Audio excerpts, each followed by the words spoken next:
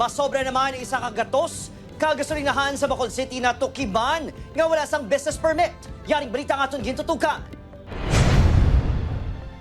Sa datos sa Bacol City LGU, may kabugusan nga 164 ka gas station sa syudad.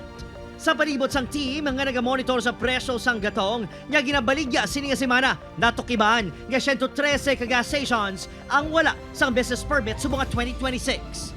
Lakip diri ang inigasolinahan sa Barangay Alihis. Malapit na po kami matapos. Inaantay na lang po yung mga tawag doon, mga inspection sa City Hall. Actually, paid na kami sa lahat ng babayaran.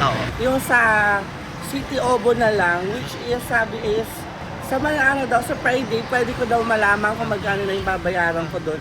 Sunod sa alkalde, wala pa katunga ang nakakomply isang mga requisitos para sa business permit. May ara nag-apply 134 ka mga gas stations dali sa Bacolod.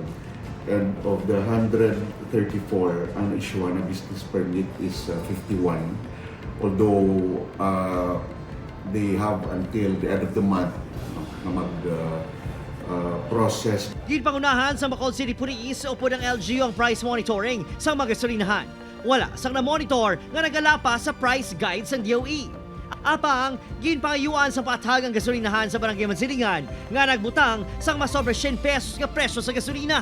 Nga ang gasolina ay 100 na.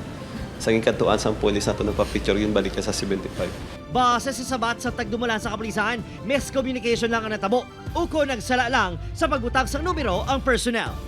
Oboy Kiril Casillo, Adrian Prepos, 1 Western Visayas.